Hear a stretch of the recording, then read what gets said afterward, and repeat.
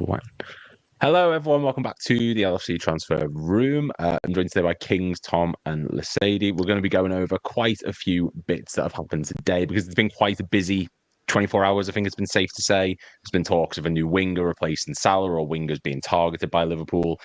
Harvey Elliott's looking like he's back or close to being back to fitness. And we still have other things to discuss that have happened today, including Jurgen Klopp joining Redbull on the 1st of January 2025. Alisson's injured for a few weeks. Surprise, surprise. And Curtis Jones has been called up to the England squad. Now, before we get into it, click like and subscribe if you haven't already. If you're watching over on Twitter, head over to YouTube so you can get involved with the comments. I'm boiling in this room. It was a mistake wearing this, but yeah. So yeah, if you're watching over on Twitter, come and get involved in the comments. If you want to get your thoughts in, we'll read out any chats that come in. If you've got any questions you want to ask, anything you want to contribute, by all means, get involved. I suppose we'll start off with the big one. First off, Kings, how you doing, man? You're good? Yeah, I'm good, thanks, mate. It's yeah, it is funny enough. You saying it's hot is like I'm absolutely boiling, to be honest, as well. I don't know what's going on. But apart from that, yeah, you know, it's getting a bit darker a bit earlier, and it's a bit more miserable out there. So it's time just to stay in, do this podcast, and show the people out there how good we are, don't we? Yeah, well, yeah. I mean, it's been a weird sort of. It feels like nothing's gone on, and yet all the talk of Trent leaving or potentially leaving, there's all this talk of new players coming in. It's been a really weird 24 hours as such. Lasady, how are you doing? I'm all good. I'm actually quite warm because I think it's 20 odd degrees right now. It's going to be 30 plus tomorrow. So summer in South Africa, yay. But otherwise, yeah, I'm chilling. It's weird for us. It's currently pissing down rain, or it was earlier on.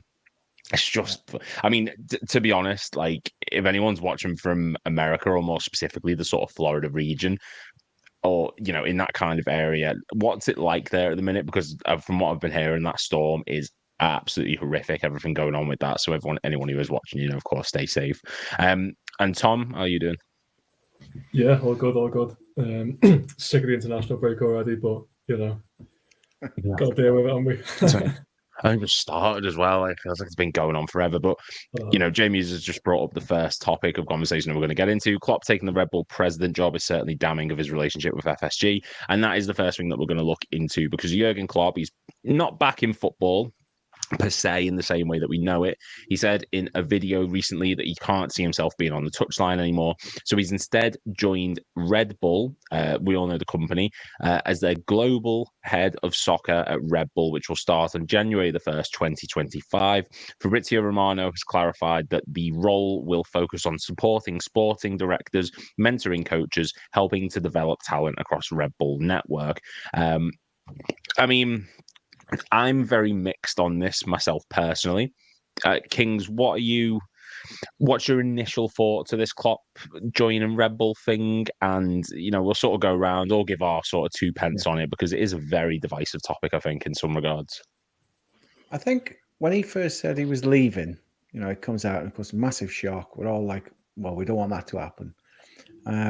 And straight away, he was like, no, I need some time off, and burnt out, etc. Yeah. And then my mind started going back towards Dortmund, obviously left there, said I needed a break. And a few months later, he was at Liverpool. And I was like, right, okay. And I was thinking, is it going to happen again? Now, I don't think this is the same thing. You know, he has stuck to his thing of, I don't want to be on the touchline again so much. And in the future, I'll be honest, I can see him going to do the German national team, which will put him back on the touchline. But it's a completely different thing. It's 5, 6, 7 games a year, unless you're in a tournament, I suppose. And it's a completely different thing. And I thought, how do I feel about this? I'm not surprised that he's doing something. And in a way, I'm glad he's not managing either, because the thought of him ever managing another side by Liverpool really now makes me feel ill. But yeah, I can see why he wants to do it. He's keeping his foot in football as such, but it's not the day-to-day weariness that he's going to get if he goes back on the touchline in a Bundesliga game, or I know he said he won't do the Premier League again because he's been at Liverpool, but that kind of thing, if he goes to Italy or Spain or anywhere and he's on the touchline, the pressure becomes quite intense, quite quick, being the manager or head coach. And I think doing this keeps him 2 or 3 steps away from that pressure to a point, if that makes sense. And he can have an overall view and give advice. And then I think from there, he'll feel better and he'll still have time for family, etc. So it's probably a good role for him. But I know some people are mixed about it, but it doesn't bother me too much. And good luck to the guys. At the end of the day, he did fantastically well for Liverpool. If it hadn't been for the 115 up the road, it might have done considerably better. He might have done a lot better. But just hopefully he's happy in what he does now, and doesn't come back to bite us with helping another team beat Liverpool in the future. Yeah, well, that's the big thing that people are saying, because another part of his strategy is he will help advise all these clubs. So just to clarify the clubs that he'll actually be helping, there is Red Bull Bragantino, there's RB Leipzig, Red Bull New York, RB Salzburg, which is Pep Linder's team, which is nice to see. But there's also Leeds United. Leeds United are a club that operate under the Red Bull system. So they are someone that he'd actually be advising on transfers. And it's very weird because I think you touched on it perfectly at the beginning that we don't want to see Klopp manage another team because of obviously what he's done for us. And I don't think that's a sentiment that we've had about a manager since Sir Kenny, maybe in the early days, in his first stint. Because since then, even Benitez, it was a sort of, it's time to go. Brendan, it's time to go. So it is a weird situation that we find ourselves in. And Lasady, I agree with everything that King said. But at the same time, is there a sort of side to look at this and be like, well, you said you wanted a break. You said you were burnt out.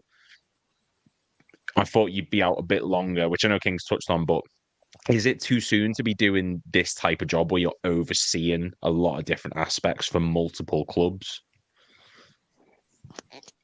Yeah, I can understand that sentiment in that you left us because you're tired, and now because even though his job is less intense than like a day-to-day manager, it's still a lot to handle all of those clubs and all of the roles he'll be taking on. But there's a part of me that's kind of happy for him.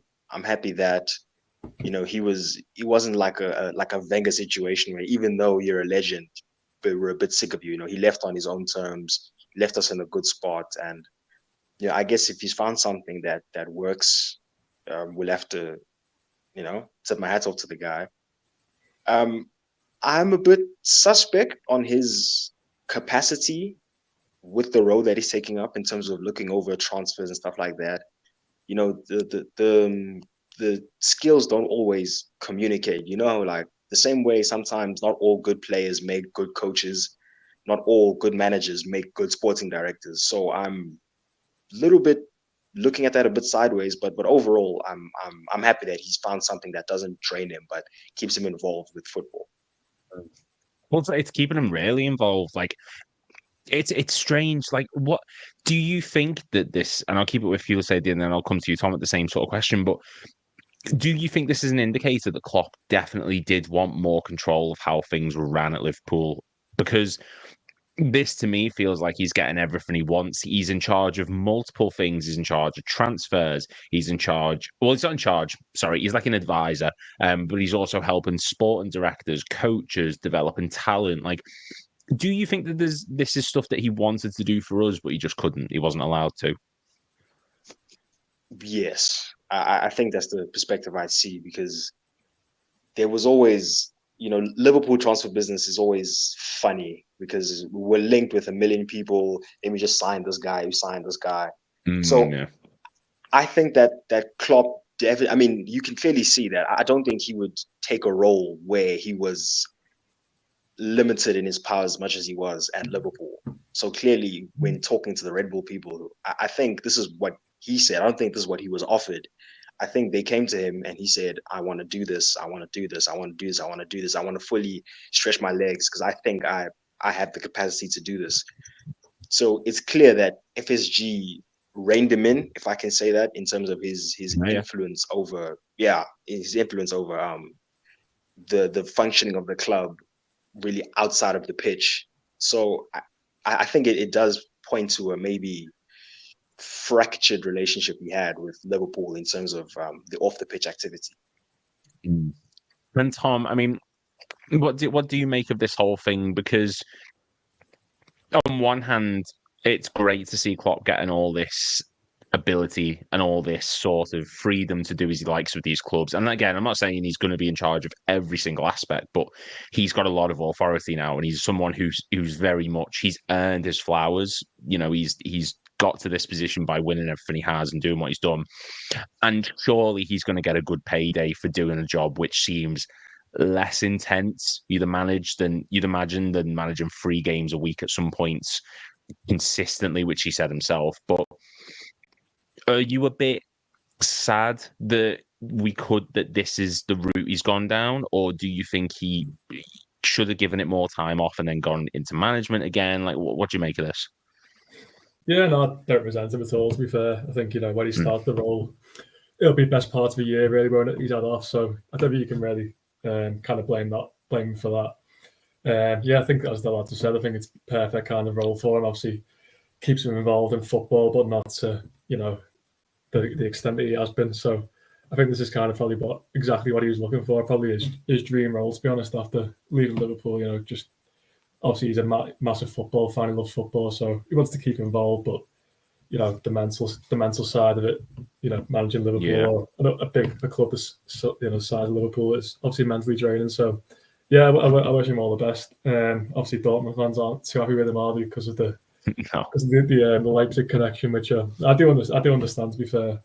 I wish him all the best, to be honest. And the whole thing about him being tired as well, I don't know. I always had a bit of a feeling that there was something else to that. I don't know. Something about the whole thing just made me think it's not all down to you being tired. I think there's something, whether you mentioned about the control thing there, or whether it was you want a bit more backing from FSG. I think there was just something. There was something else to that, I think, that we don't know about. I wish him all the best. And like I said, I think it's a perfect role for him, to be honest, at this stage of his career. Yeah, no, I'd agree with that. And, this is a job which isn't going to require a lot of his. I mean, it's going to be busy. Obviously, it's going to be full time, but it's not going to be as stressful as it would be managing a club like us. Musa said FSG made Klopp look 15 years older. He looked great again today. So happy for him. And this feels like he's going to have a better life balance than he would have when he was a manager. I suppose. I don't know. It's just a weird situation. Klopp has said himself that one of his inspirations when he was a manager was Ralf Rangnick. Ralf Rangnick's done the exact same sort of thing that Klopp did. He was working his way into director positions and ambassador positions. Obviously, he went to Austria. I think he became the manager of. But he might have had something to say about it. Maybe he's seen that. Maybe that's just the role he always wanted to do. Maybe he said numerous times he wanted to get out of management earlier than he did. So I mean. Do you think, Tom, that he will, how long, it's very early days to be saying it, but do you think that there could be a thing down the road where he does think, I need to be a manager again, I need to go back to a club and make that happen? Or do you think this is a sort of he's done and dusted with it kind of situation? No, I do see him going back into management, to be honest. Although he says he's tired and stuff now, which is understandable. For a lot of these managers, it's like a drug in it. They just need it to get about in their life. They have to have it to, it's just to wake up every day with a purpose. And I think the top football, especially the top football managers, like I said, it's like a drug. They just they can't kind of get away from it for too long. So I think I do see him going back definitely to a Germany national team at least.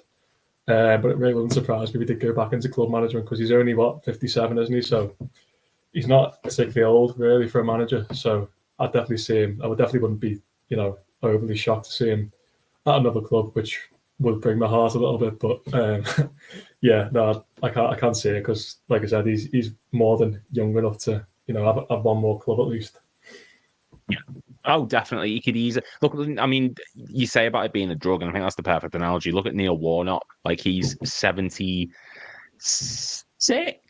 I want to say Neil Warnock is, and he's a He's at Torquay United, like he's just took on a new role, and some people just can't get out of it. Whereas Klopp seems a lot more sort of resistant to throw himself back into it. And I mean, like Kings, surely he's going to do a good job. Surely Klopp is going to be able to, because you touched on it before. Not all managers are great directors, not all players are great managers, but Klopp's surely got that sort of intelligence to make this successful, but also he's going to have good connections given his career. Like, did you think this will work for him? Yeah, I can see it working. Just on the subject of Neil Warnock, you were close. He's 75. I was a 1 year off. 1 year out. 1 year. Yeah. I think it can work for him. I think it's going to give him.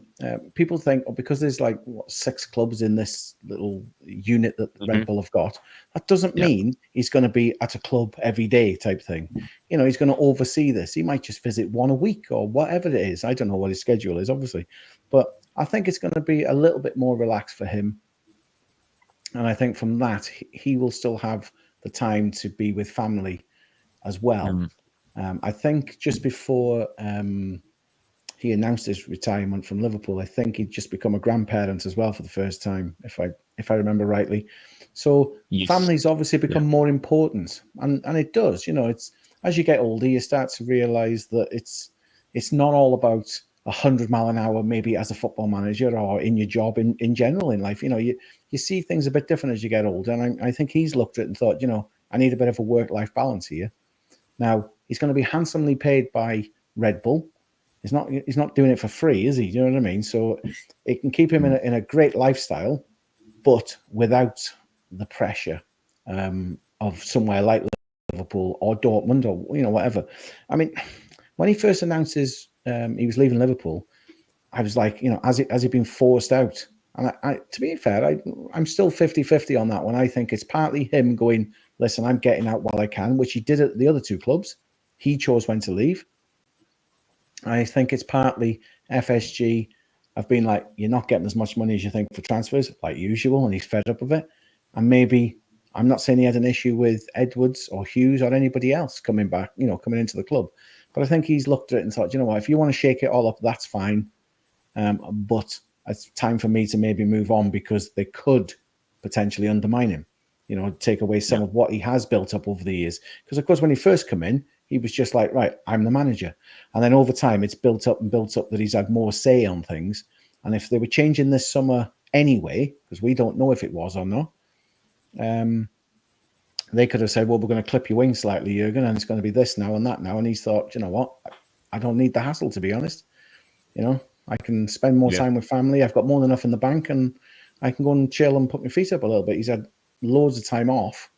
And by the time January comes, you know, it's like Tom said, I don't know, it's not quite a year maybe, but it's been a fair while.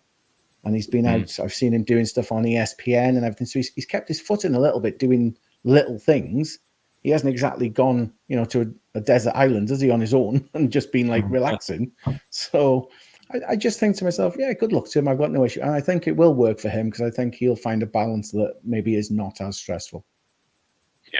No, I completely agree. And look, Klopp is, for more clarity, his job as well on this he will not be involved in day-to-day operations. He's got the ability to work remotely. So a lot of the time he is just going to be from his own home. He's going to advise teams on playing style, advise them on transfer strategies, and advise them on coaching developments. This just feels tailor-made for him. He can work in his own time. Excuse me. He's able to dictate where he wants to work from, which is terrific to see. All the best to Klopp with this. It is not an ideal, suppose, if he was to do it for any sort of sporting group. I don't think Red Bull's one that particularly people cast a good light on. They're a club, they're an organization in football who are trying to sort of rebrand it, and they do feel a little bit like they're trying to, you know, not buy the way in, but if you can get what I mean. And I think that's the main issue people have with it, is people view Red Bull teams as a sort of Man City one, where there's multiple teams owned by the same organization. And yeah, I think that's just the main issue, but I think he'll absolutely smash it, to be honest. I'm going to move on then, because there is, you know, a couple other things that we want to bring up. And the first one is Alisson Becker. Now, Alisson is the most injury-prone goalkeeper, I think, he's one of the most injury-prone goalkeepers I can recall. If you get his injury record up, he suffered a multitude of different ones during his time at Liverpool. So since he's actually arrived at Liverpool, he has suffered 1, 2, 3, 4, 5, 6, 7, 8, 9, 10 separate injuries. Some of them have ranged from 1 match out. Some of them have ranged for up to 15 matches out. He's actually had 2 separate injuries during his time at Liverpool where he's missed 15 games, which is a ridiculous amount. He's now going to be out until mid-November with a hamstring issue. And Lasady, I mean, what do you think of this news that the best goalkeeper in the world is out for at least another month and a half? Yeah, it's awful. I think him and the AC Milan goalkeeper Maignan, they seem to have very bad injury records as well. But it's just, with Alisson, whenever he kits up, you know what you're getting, world-class performance. But these injuries, and especially if I stand corrected, but especially recently, the injury seems to take longer to get back from. Last season and this season seem to be hitting him longer. So even though he's the best goalkeeper in the world, it doesn't look like he's aging well. And I don't think his body is holding up with the demand of modern football. I remember a lot of people, when we signed Mamardashvili, they're like, a goalkeeper? Alisson? We have Alisson, the other best goalkeeper in the world, Kelleher, best second option. You sign a goalkeeper. But now I'm beginning to understand that, there's really major injury doubts over Alisson, which is really bad because for me, obviously, Alisson is the quality is amazing. Kelleher is not that much of a step down, really. You still get that high level of quality, but it's just that extra bit. You know what I mean? There's saves only Alisson can make. There's saves that the special things that he does. And now, if you look at the games that he's missing, our death run, as it's being called, I feel a lot more safe with Alisson back there, especially against Arsenal. But I know that I'm not sweating because I know Kelleher can get the job done. That's one of the positions that the gap in qualities, there's not that much of a step down. The big one is centre back. Centre back, there's a step down if Verge goes down. But I think every other position our depth is good enough. Yeah. No, definitely. And Kelleher is definitely more than capable of filling in the role. Jamie User said that a casualty of the new ways of keepers playing with their feet than having cold stretches in between plays. Credit to Stephen for mentioning this weekend here. We don't give Steve credit. Let's not start giving Steve credit. Stephen, no, I won't have this. But yeah, Kelleher's definitely more than capable of filling in. And I think I was in the minority when I understood completely why Mamardashvili was the first signing or one of the signings. Kelleher's definitely going to be leaving this summer. I think that's pretty much we're all resigned to that, if not January. And we do need to start looking forward. Now, in Alisson's career at Liverpool, Tom, he's missed 50 games, which is coming up to a season and a half. Like, I've never known a goalkeeper to get injured this much. And he's a big frame, Alisson. It does feel like he's a bit stockier than most goalkeepers. Like, I don't know what it is. It's just, what do you think it is? Because he never used to get these injuries in his early career. In fact, at his time at Roma, he only suffered 1 injury and he only missed 1 game. It was because he just had a pulled muscle. Before then, he only suffered 1 injury at Sporting Club International and he only missed 4 games. Now, obviously, he's been with us a lot longer than he was those clubs, but what do you think it is about him that he just seems to be suffering these injuries as often as he does? Yeah, it's been mind-boggling, isn't it, to be honest? Like, when you look across the Premier League, what other goalkeeper ever gets injured? Never mind, like, the amount of games that Alisson misses. Obviously, you have the ones where, like some Nick Pope last year, where obviously it's just a really bad injury. But, like, the likes of as well. Yeah, but what Alisson gets with, like, these muscle injuries, what other keeper across the league? Like, there's no other keeper that gets these type of injuries, so it is bizarre. I don't know I think part of it's like, I don't know if anyone else picked up on it. Like, the way he kicks the ball for me is a bit unorthodox. Like, he kind of, I don't know, just the way he hits it just doesn't seem quite natural at times. Like I don't know if that's part of it, but he kind of like, I don't know, he kind of like swings around a bit when he kicks the ball. It's not very natural. So I don't know if that's part of it, but yeah, it's going to be a big miss. Although Kelleher can do a job, we know he can do a good job.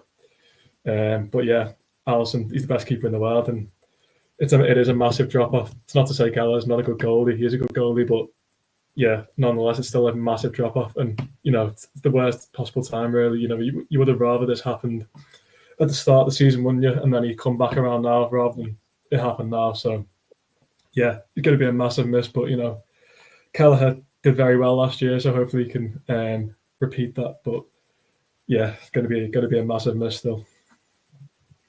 Can you understand why we've signed Mamadashvili? Like, were you in that camp of I get why they're signing this player when it might not be a priority position? No, to be fair, initially no, I didn't really understand it, but as King said, as as the injuries keep on happening, you kind of understand them more and more by it did happen. He's 32 now. He'll obviously be 33 around next summer, so he is kind of coming towards the end. And if these injuries, you'd imagine, are probably only going to keep increasing. So, yeah, I suppose it does kind of make sense when you think about it. So yeah, it is concerning, his injury record, because I just don't see any other goalie that gets these type of injuries. Well, even then, Petr Cech, he was another goalkeeper who used to be riddled with injuries, but his were like a head fracture, broken tibia, broken finger, broken shoulder. Like he was out for long stretches at points, Petr Cech, but his was like he broke something. Alisson is just muscle injury, and King. From what I'm hearing in the chat, I'm yet to see proof, but apparently you're old. So, what? How do you think? Do you think that this is something that Slot will look to sort of? Do you think he'll bring down the intensity of what he wants from Alisson, or is there a genuine concern that maybe Slot will look at this and just think, well, I've been here a few months, he's already been injured twice. Maybe, just maybe, there's a bit in the back of his mind that's thinking we should sell this guy while we've still got a chance, while we've still got him on contract, and maybe look to bring in another keeper behind him. Well, firstly, I'll just reference Jamie's in the chat. Yes, I am old, unfortunately, and yes, I have got his back because I know what it's like. You get up some days and aches and pains just appear. As for Alisson, I mean, I didn't realize he'd been out, like 50 games or whatever you'd said. That's a hell of a lot. I was actually disappointed you didn't share the screen because you've become known for that now. I'm happy to. Don't you worry. You've jinxed it now, but bear with me 2 seconds. Go on, you carry on. And I was just like, that's a lot of games. Like you said, it's a season pretty much. I think the 32, he's not past it by any stretch, and with Slot, I'm looking at it thinking, well, okay, yeah, he has only been there a couple of months, but Alisson's reputation goes before him, to be honest.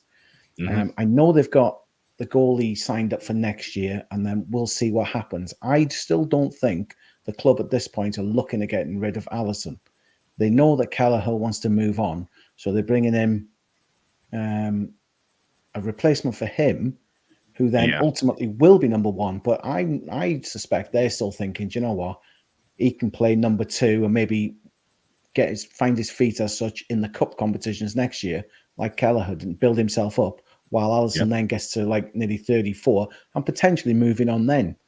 I don't think Slot personally is looking to move him on. In saying that, if you're going to be continuously injured, it does seem to be happening a lot more, which is very disappointing, and it must be mentally hard on him. It's you kind of get back into the side, you won a games again, and then a little tweak it starts, and it's like, I'm out for 6 weeks again because of hamstring. It is happening more, but I still think he's the top goalie. So I just think they'll nurse him through it. Kelleher will come in, and as far as I can see, he'll do a good job because he is a decent goalie and he deserves a number one shot. It's just probably not going to be at Liverpool in the long term. It's, and I know Stephen might disagree, but he's probably going to be like a Fulham or a Southampton or something like that. He's never going to be Liverpool's number one goal, is he? Do you know what I mean? He can play in the Premier League, no problem. Yeah, but I just don't think he's going to take over Liverpool's number one. So they're bringing in another one ready, And I still think they've got 18 months there thinking with Alisson, for him to learn from kind of thing and then go from there. But, hopefully he comes back raring to go and then doesn't have any more injuries, but we'll have to see, really. No, I agree. Sorry, there was a bang downstairs. I think my girlfriend's ripping up stuff in the living room. I'm getting very concerned. But no, I agree. Alisson is one of those people. He is so good in that Crystal Palace game. He saved us at points. He's one of these goalkeepers. He comes back from injuries and he's still his level is consistent. I think it was 2 seasons ago, and he was our best player that season. He kept us in matches on multiple occasions. He's had some of the biggest moments. I agree. I don't think the club should be looking to sell him. I think he should be someone who we need to get the most out of while we still got him. Just while I can share the screen now, because you did bring it up for me, and I'm very sorry I didn't do it. This is Alisson's injury record. So during his time, if I just take the brand off, give me 2 seconds, guys. I'll get that cleared for us. There we go. So during Alisson's time at Liverpool, he's had a multitude of different injuries. The first one was a calf injury, 15 games, hip injury, ill, shoulder injury, hip injury, ill, coronavirus, muscular problems, virus, hamstring, thigh, hamstring. That is multitude of different injuries. Like, there are some on there which, you can't help getting ill. You can't, but even then, he just one game, coronavirus, he missed 1 game. But 2 separate hamstring injuries, 2 separate hip injuries, muscular problems. I've never known a goalkeeper to have this many muscle problems. And just for comparison, like I mentioned him before, but you look at Petr Cech, who I think he was in the league longer than Alisson has been. He started 2005 and he was at Arsenal till about 2019, around about that mark. So, he was in there longer. But you look at the injuries he had: a skull-base fracture, broken fibula, ankle injury, a cut, thigh problem. He had a lot of injury problems as well. But Alisson's actually creeping up on the same number, and he's been in the league for about half the time. So, it is something the club are definitely going to have to address. And there's people in the comments saying Jaros, and, he looked fantastic. And Lasady, we have a great history of goalkeepers, I think, at Liverpool. I think it's something that we do. Pepe Reina, we had Dudek. He wasn't outstanding, but, he had this bit. I'd argue Simon Mignolet wasn't the greatest goalkeeper, but he did have his odd moment. He was okay. Bar some stinkers in the past, we do have a good track record of goalkeepers. And Jaros, from what we're seeing at the moment, he looks like he could build up to being an understudy for whoever is number 1 next season, whether it be Alisson or Mamardashvili. So with that in mind, is that the route that you'd be going down? Would you be giving Jaros clear path to the second place spot as goalkeeper, or would you be looking to go in the market and buy someone? I think it's early. I think obviously Jaros he's been on loan forever, and he's had a good track record. I think he helped the Austrian champions last season, and to come on in that situation with the game as it was, and he did have to make a few saves. So Jaros did really have a good job there, but that was only about 20 minutes, 25 minutes, half an hour. So I definitely want to see more before I.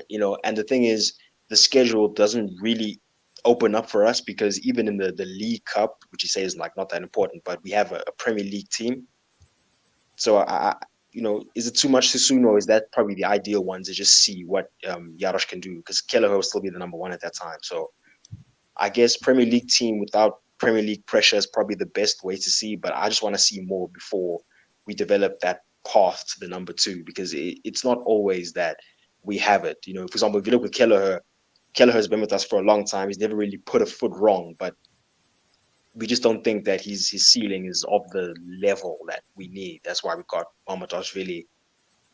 So when it comes to Jaros, I just have to see more. Ultimately, I think I just haven't seen enough from him.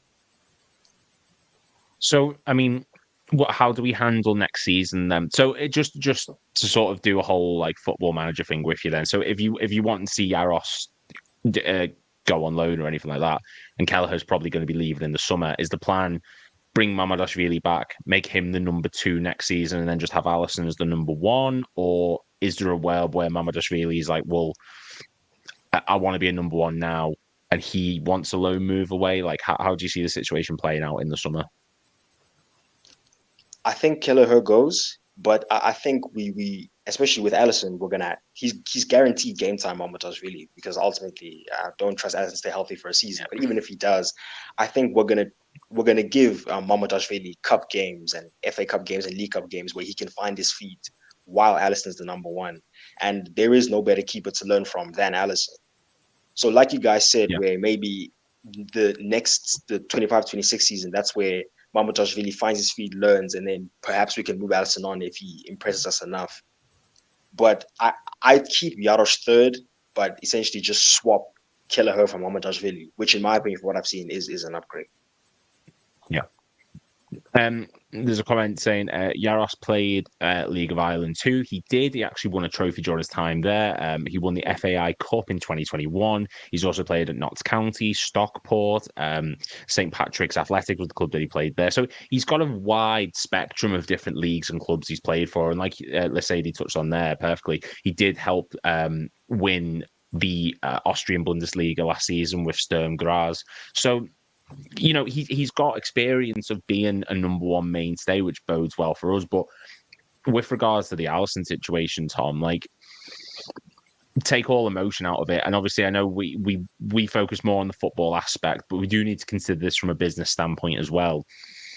Do you think that the club are going to let Alisson get to the end of his contract, which expires it's not next season, it's the end of the season, it's the one after? Do you think they're going to get to the same situation like they are with Van Dijk and Salah and Trent? Or do you think they are going to look at this and think, we need to cash in now while there's still money to be made here? Like, which one do you see the club doing more so than anything? I think they'll let it go like they have done with Alisson, and we start with Trent and Virgil now, sorry. Yeah. We seem to have a habit of this now, don't we? Letting players like run down the contract or get, near to the end of the contract. So, yeah, for me, I think we'll end up doing that.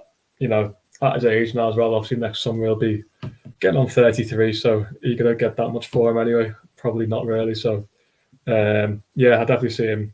I see him going in 2026. I think, like the lads have said, I think Mamoutas will play the cup games, and obviously Alisson will probably be injured next year as well. So, he'll probably get 10, 15 league games, and then the season after that, he'll probably take the mantle. So, I think that's probably how the club are looking at it. Give Mamoutas 15, 20 games next year, and then he'll take the mantle next year, and Alisson will go on free in 2026. I'd probably say. Yeah.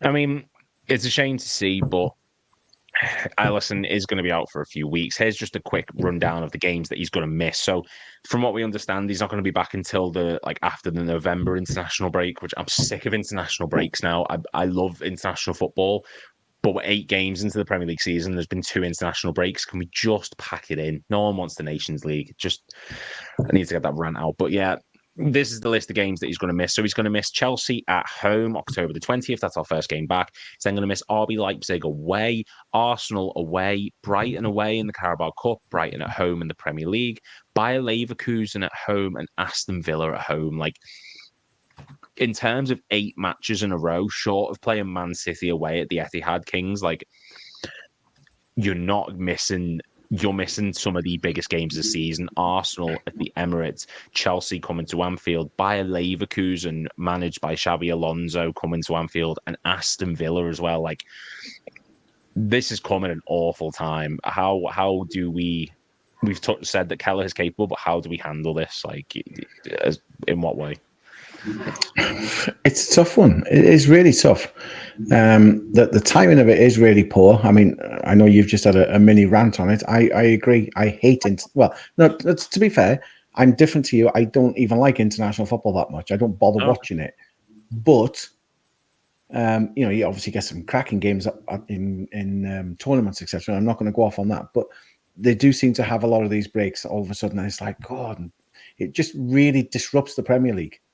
Stop, start all the time. It gets a bit much sometimes. As for the games he's going to miss, there is some cracking games in there that really you'd like your number one goalie to be involved in. But unfortunately, we know now he's not going to be. And to be fair to Kelleher, he has come in big games and he's done really well. You know, I've seen stats somewhere that, you know, he's actually got a better win record than what Alisson has overall in the games. But of course, he's played a lot less games than Alisson. And I think, can he step up and help us in these games? Yes, of course he can. As I've said before, is he the long-term number one? No, unfortunately, he's not. But when he does come in, he does give his all. And he's been a very, very good deputy to this point.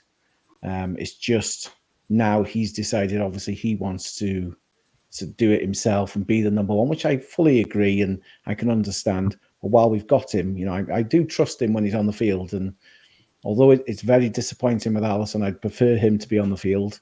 I'm fairly confident we'll do just as good in these games with Kelleher because of his experience now that he's had. It's not like it's his first game because he's played 2 games in the League Cup and now he's been thrown in. You know, he's had a good run. Yeah. So it's, I mean, what was it last season? I know in the end, by the time Alisson come back from his last injury last season, I think they played about the same games because he'd been out that long. So, you know, Kelleher it's kind of last like season. Sorry, God, just side thought. No, it's okay. Kelleher last season, he played in 26 matches, 10 in the Premier League, 10 in the Premier League, 8 in the Europa League, 6 in the EFL Cup, and 2 in the FA Cup, including the Carabao Cup final, which we won. Yeah, this is it. So it's not that he's literally coming in from the junior ranks and said, you know, he's thrown in at the deep end. He knows now he's good enough. He's had the experience. And yeah, I mean, I know Paul Golding said in the chat in Kelleher we trust. Well, yes, I do, but unfortunately we don't have much choice anyway. But yes, I do trust in him. I think he will do. He will do a really good job, to be fair. And I think we'll be okay in these games coming up. Yeah. I mean, I agree. Kelleher is more than capable. I think I feel like he's destined for Celtic. As it could sound a bit daft, I've said it for months and months. They've got Kasper Schmeichel, who's only on a 1-year contract. That expires in the summer. Kelleher wants to leave this summer. I think that's perfectly lined up for Kelleher to go there and be their number one.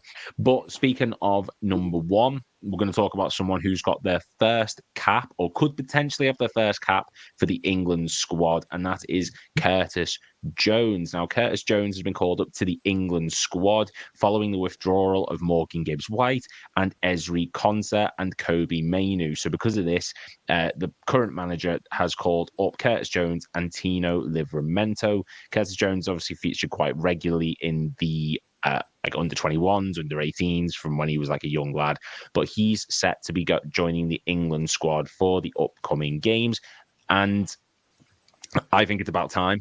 I absolutely think Curtis Jones should have been called up to the England squad long ago.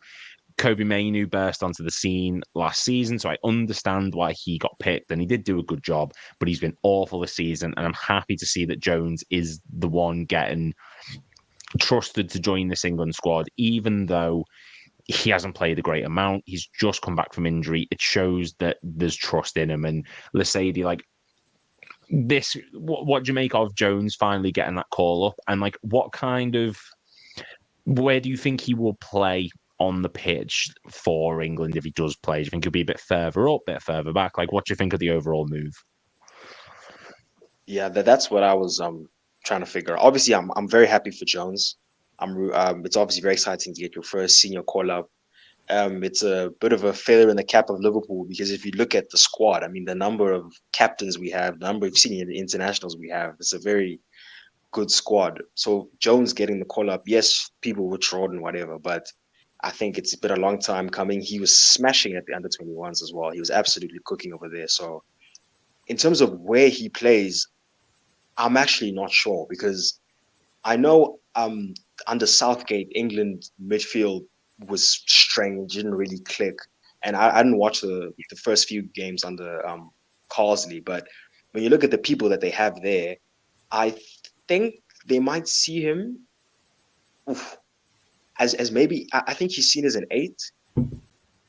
Or for me, I don't think he'll play advanced because that's where you have Foden and Bellingham. But I think he's seen as an 8, maybe 6, as a deeper lying midfielder. That's where I think he'll play. I mean, Do you see him getting games? Like, just to the games that we have coming up, it's currently Greece on Thursday and it's Finland 3 days later.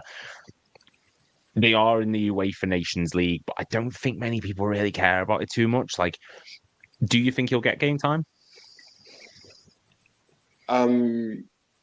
The only way he might, I think he'll get maybe like if you guys are killing Finland 3-0 in the 60th minute, then I think he'll maybe get something like that. But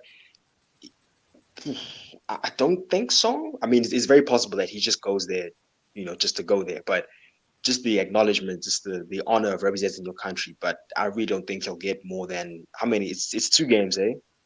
I don't think he'll get more than half an hour combined, if I'm being honest. Yeah. Even if that, because you guys should really like handle Greece and Finland, should be relatively comfortable. So if you're up by a big scoreline, then maybe you can get a cameo at the end. Yeah, I mean, this isn't 2004. This isn't the same Greece team that won the Euros. And Paul agrees, saying England will walk these games. Like, Tom, I think number 8 sounds about right for Jones. And, when he's actually come on the pitch, he's played that sort of Gravenberch role, not a number 6 as such, but he's been really good at progressing the ball forward.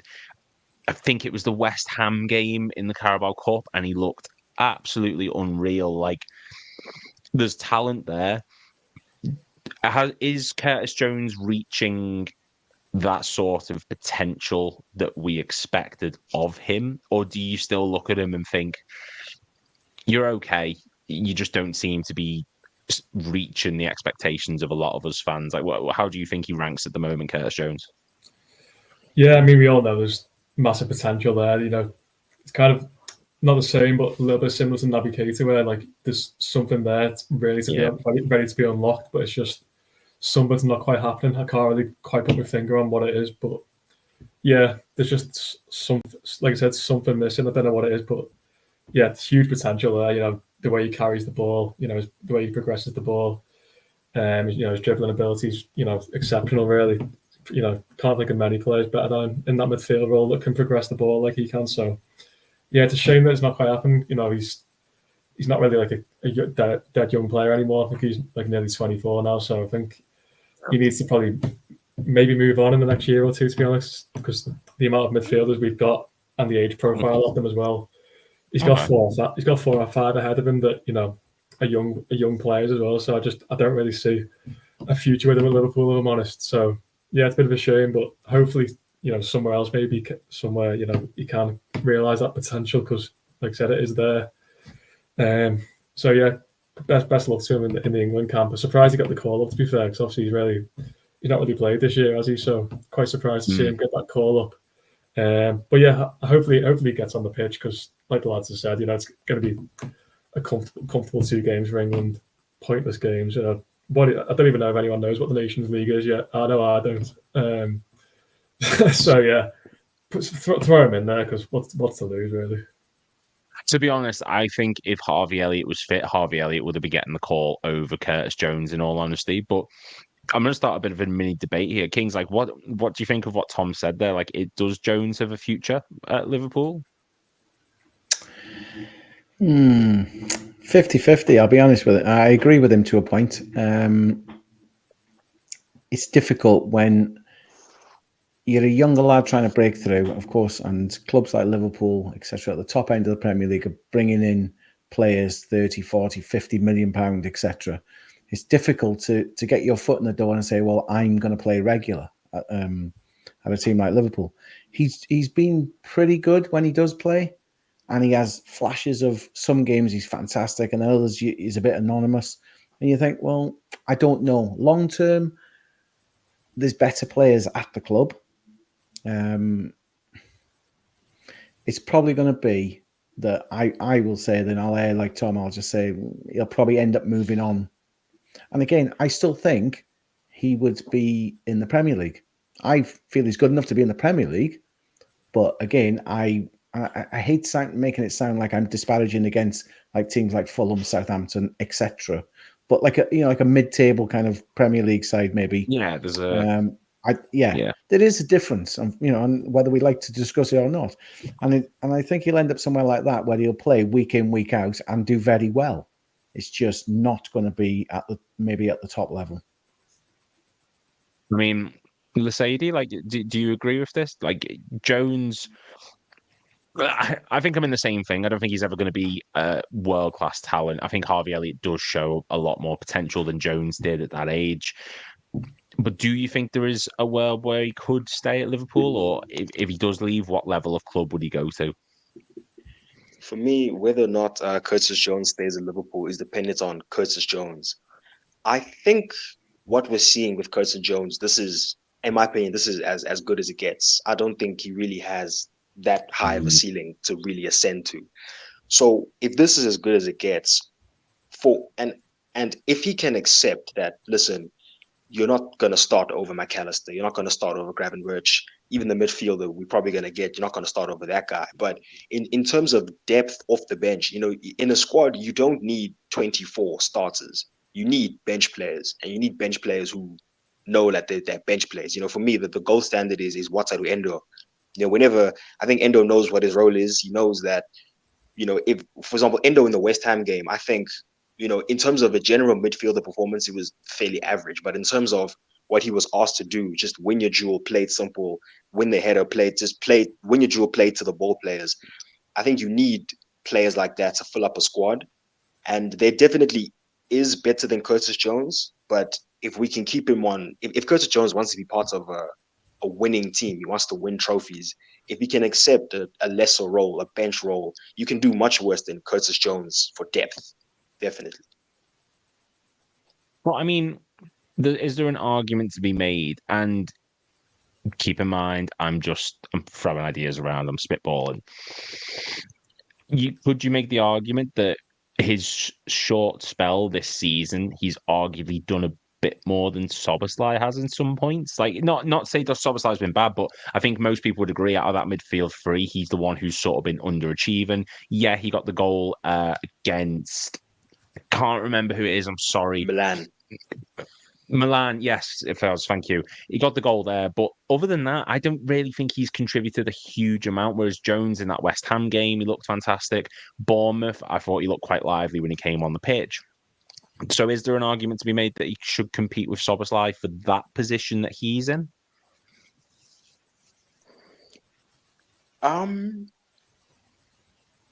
At present moment, yes, but I think this is more Szoboszlai experiencing bad form than Szoboszlai being a bad player. I think with Jones, I said this is about as good as probably going to get. With Szoboszlai, you can definitely see I definitely see more of a player there. Yeah. So Jones can definitely fill in but in terms of when Madrid come, I'd rather it be Szoboszlai in those positions competing with Tchouaméni and Valverde in them than Bellingham, than Jones. Because even though Jones is better with the ball, just the sheer physicality of Szoboszlai, he's really in that place because of because of his athleticism. So for me, Jones is not as athletic, but he is better at holding the ball and stuff like that. But for me, that athleticism is so much more useful than Jones' ability to hold the ball, which is his biggest weakness, because I think he loves the ball a bit too much. But at present, while Szoboszlai is in bad form, Jones can maybe fill in. But going forward, I'd much rather Szoboszlai start than Jones or Elliott. Elliott's really the one I think should be competing with Szoboszlai for that 10 position more than Jones. Well, this is another share screen because you can thank Kings for this because I completely forgot to do it until he actually said for me to do it earlier on. But these are stats for Curtis Jones. Now this is of the past 365 days, not just of this season or last season. Past 365 days in comparison to every other. I believe it's on midfielder at the moment. Yeah, versus every other midfielder in Europe's top 5 leagues and people who have played the same amount of minutes as him. Now, he's played 1,392 minutes. It's a lot, but it's not a massive amount. But in comparison, he's in the top percentile for so many things. Pass completion, 90.5 is in the top 93%. Progressive carries, top 88%. Successful take-ons, 95. Touches, 97. Progressive passes, 93. Like, he is like Tom said before, very good at bringing the ball forward, and he's good at progressing play, and he's good at making things happen near the opposition box. But Tom, you mentioned before about that one thing that he's good at, but what's something that he needs to improve on? Like, what is one thing that you look at Curtis Jones and just think, you're not good at this? I think the defensive discipline is lacking a little bit, obviously he normally plays as a number 8. I think you saw there in that graphic, his interceptions was like well down, wasn't it? It was like 9 or something. So that shows that he's not really got much kind of awareness of the game, much kind of defensive kind of discipline. So I think that definitely kind of needs to work on. And I think something he's always had to work on, which he still does, is holding onto the ball for too long, taking too many touches. That he really needs to iron that out of his game if he wants to take that next step. We know he's great at making things happen and progressing the ball, but there's a time and a place to do that. Sometimes he gets the ball, it takes a few touches, spins around, and then doesn't really do much with it. So yeah, there's a time and a place for that. Sometimes he just needs to get it, give it. Especially the pace of the Premier League. I think that's definitely something he really needs to improve on. And I think the concerning thing, like I said, with that aspect is he's done it all his career, and he doesn't seem to be, kind of improving upon it. I don't think. I mean, Kings, I agree with that personally. I think he does hold on to the ball for far too long at points. But what type of player do you see him being in this slot system, Kings? Like, I'm looking at him and thinking he could be a Gravenberch backup at the moment because his defensive aspects isn't great. He's not the highest for interceptions and blocks and tackles, but he is very good at, when he does win it, making things happen going forward. And that seems to be something Gravenberch is good at. So do you think he could play a backup to him, or do you think he will be competing for that Szoboszlai role in the team a little bit higher up the pitch? I think he will be competing a bit further up the pitch. I think that's where I think he believes he's more natural there doing that. But the problem is having a new head coach, manager, whatever, in. We've said this on many shows, and many people have said it. It comes in, it changes the whole dynamics, because one player was playing really well, he gets a tweak from a different manager, and he plays really bad for ages. Or the other way around, you're playing really so-so, like Gravenberch didn't flourish that well under Klopp, and we all love Klopp, but it just didn't kind of work out. Slot comes in and says, okay, we've missed out on this Zubimendi guy. We're going to try you there, and we've got every faith in you. Gives him a pat on the back and says, you're the man. We're going to trust you. And to be fair, so far he's been repaid handsomely from it. It's been a good decision. And I think that possibly with Curtis Jones, maybe, just maybe, who knows what's going to happen with, look at Alisson, as we said, 50-odd games he's missed. I don't want any player to get injured. But if, let's say, Szoboszlai gets injured next game or on international duty, etc., and he says to Curtis Jones, right, you're going to get 5-6 games a year run, definitely because he's done X injury, he could just come out there, play really well, and get a good run in the side, and people go, do you know what? I wouldn't drop him again at the moment because he's doing well, because Slot has tweaked his game slightly to pass differently, etc. Wasn't it him that said in the summer, he wasn't having a dig at Klopp. He was just saying he thinks maybe Slot suits him better. Yeah. And I think he could be a really good squad player, like we've all discussed, but he could just end up getting a run in the team for a different reason, if an injury occurs, whatever. And he might actually just show something and say, you know what? He's a decent player. So, even when I said earlier, I think he'll move on, it doesn't mean I want him to move on. If he's prepared, like Lasady says, if he's going to be a good squad player and come in and do a decent job when asked, and he's not bothered about that, then fine, I'm happy to keep him around and be like, right, you come in when you needed and grow like that. And like you say, if he's part of squads winning trophies, hopefully, under Slot, then there's nothing to say he wouldn't stick around and say, I'm going to be part of it instead of going somewhere else where I might not win anything. Yeah. No, I'd agree. And Jones has definitely got ability. Jones has definitely got talent. And I think Curtis Jones has got that sort. If this was any other player, I think a lot of people would have been like, oh, it is what it is. But because he's from where he is, of course, of who he is, he gets that faith, he gets that trust. And one thing I adore about Curtis Jones before we shoot is I've said it numerous times, and I say it about Trent. You can tell that he's a fan of the club. You can tell that he loves playing for it. He plays with so much intensity and passion, and I'd rather see that than someone who's just doing it for a paycheck. And you can tell he's passionate about it. So it is good to see.